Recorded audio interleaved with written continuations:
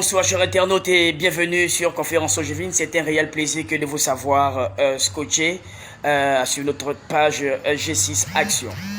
Conférence Ogivine pour ce nouveau numéro reçoit un invité pas de moindre, une icône de la musique gabonaise, notre patrimoine national, notre fierté nationale. Elle est née le 10 avril 1967 à Tchibanga, au sud-ouest du Gabon. Elle est de langue maternelle Pounou. Pour la petite anecdote, c'est sa grand-mère qui lui transmettra le goût du chant, mais au fil des événements, elle s'oriente dans un premier temps vers la mécanique automobile. Des années après, elle est toutefois remarquée dans un concours de chant à la télévision par PCA, le plus affectueusement appelé, Monsieur Pierre Claver Akenenge, qui l'encourage et la conseille dans le lieu de rencontres et des formations qu'il a créé, dénommé le Carrefour des Arts. Chers internautes, vous l'aurez deviné, Conférence Ogivine pour ce nouveau numéro reçoit la chanteuse, musicienne, compositrice gabonaise des langues maternelles pour nous, alliant les formes traditionnelles de chant au jazz et au blues. J'ai nommé Madame Annie-Flore Bachelis. Le chant c'est mon chant, où je sème la différence. Dans ce chant, il y a mes racines qui chantent à l'être d'être lui. Le chant c'est mon chant, où s'émotionnent les cultures. Dans ce chant, il y a mes racines, où mes émotions prennent vie. Bonsoir Madame Annie-Flore Bachelis, que dire, c'est un réel plaisir, un réel bonheur que de vous recevoir sur cette page G6 Action dans le cadre de l'émission Conférence Ogivine. Déjà pour commencer cet entretien, comment pouvez-vous vous présenter auprès du public ogivin qui vous découvre pour la première fois sur cette page? Oyez-moi,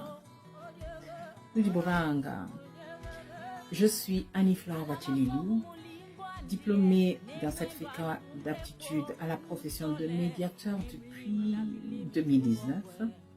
J'accompagne les personnes à l'identification de la meilleure solution à leurs conflits. Et pour les entreprises, la médiation professionnelle dispose des outils nécessaires de prévention pour installer la qualité relationnelle au travail. Voilà, c'est ma nouvelle facette. Sinon, je suis auteur, compositeur, interprète, je suis quand même musicienne. Et ma musique, c'est ma tradition et ses rencontres. Vous inspirez beaucoup de jeunes Gabonais, non seulement par votre façon de chanter, mais également par votre style vestimentaire. Dites-nous comment vous avez fait pour intégrer le domaine musical pour nous autres qui aimerions faire partie de ce monde-là. Je dirais, toutes les musiques m'ont inspiré, mais la musique traditionnelle est la première. C'est la musique mère, non, de mon art, de mon être. Et puis sinon, il y a des artistes comme Papa Akenenge,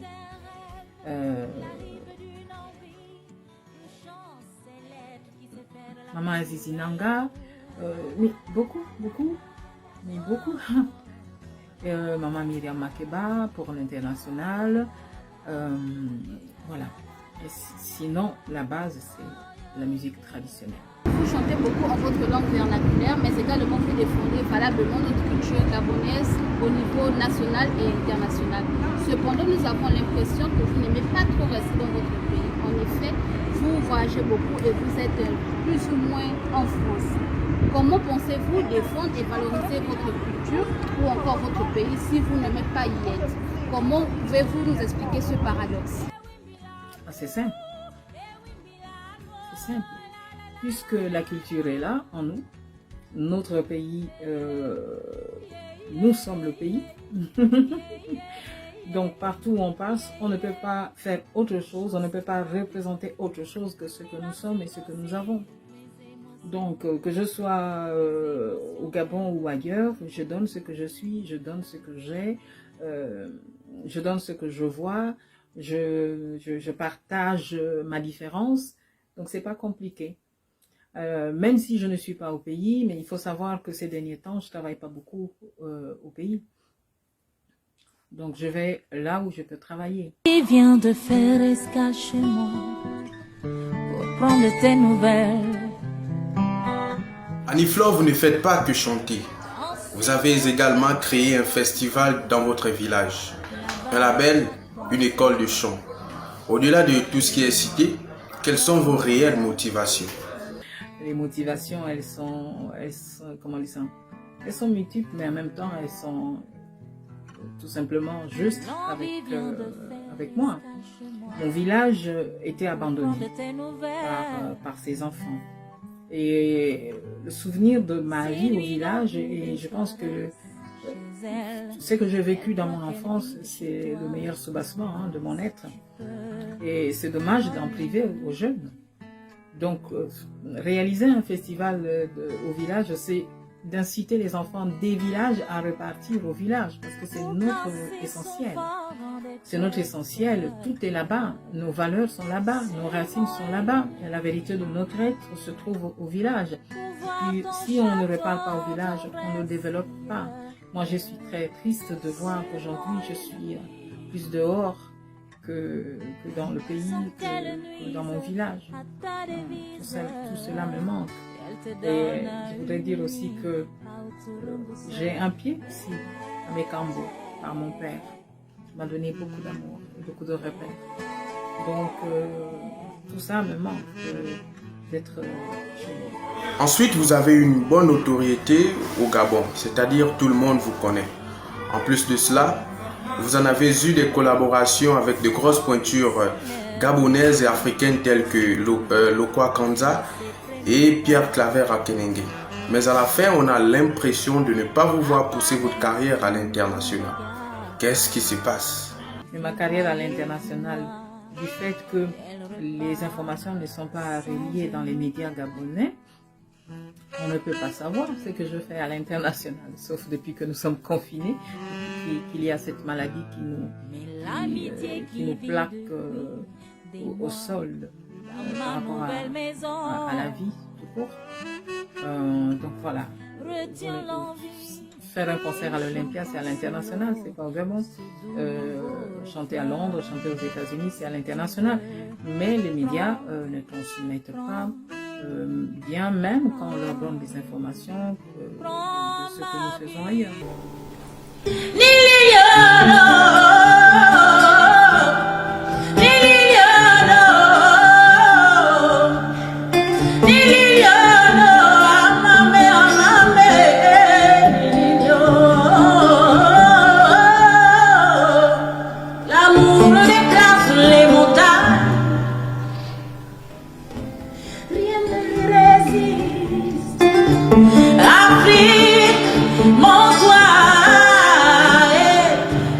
Comment voyez-vous aujourd'hui la nouvelle génération d'artistes gabonais? Est-ce que vous écoutez leur musique? La nouvelle génération devient avec ce qu'on leur donne. Beaucoup ne sont pas formés, ils quittent chez eux avec leur envie et puis ils regardent ce qui se fait et ils copient. Mais quand on copie, on ne nous montre pas, on ne voit pas les étapes du travail, de la conception, de la création. On voit seulement le travail fini. Et le travail fini ne parle pas de toutes les étapes de développement. Donc je demanderais à la génération nouvelle dans la culture d'aller se former. Venez nous déranger.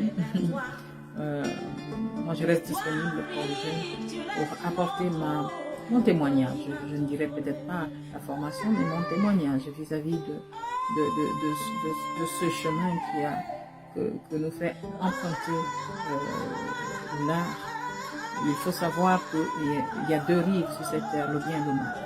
Donc il faut savoir sur quelle rive tu fonctionnes. Les actions ne sont pas les mêmes, les conséquences ou les avantages ne sont pas les mêmes à la nouvelle génération. Sinon, il y a des très belles choses à venir et il y a des très belles choses qui se font.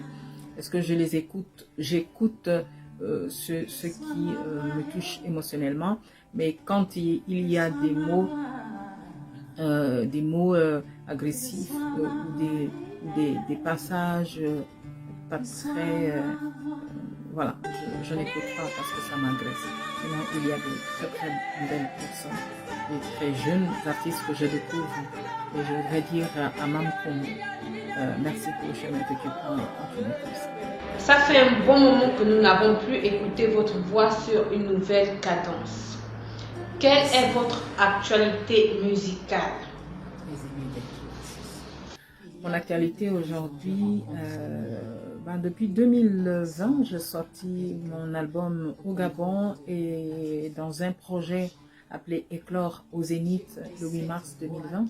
Donc j'ai ce nouvel album, Fundu, qui se trouve dans les cartons.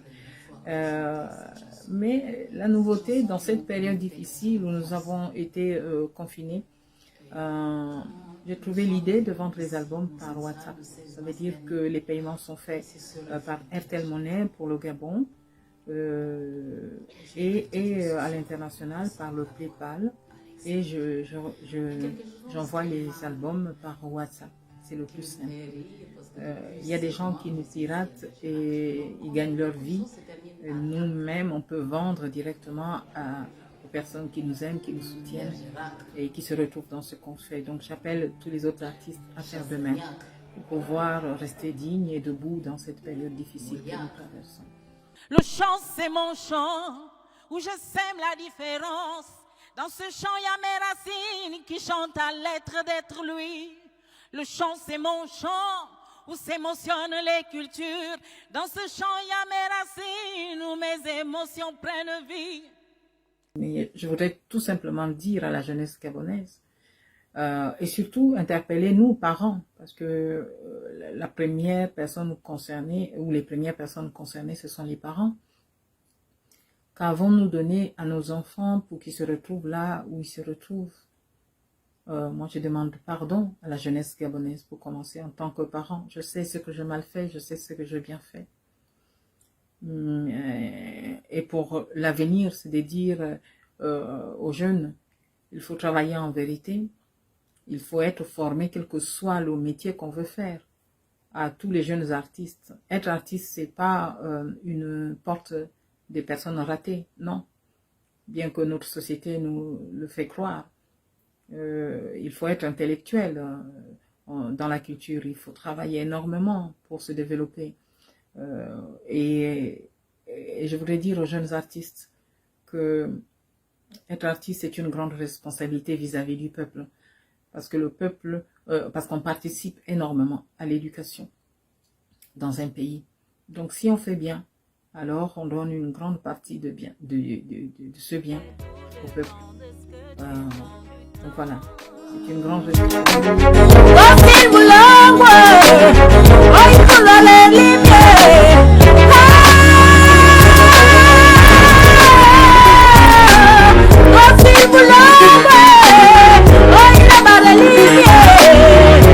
Je dirais tout simplement que si la division est une plaie, l'entente est la guérison.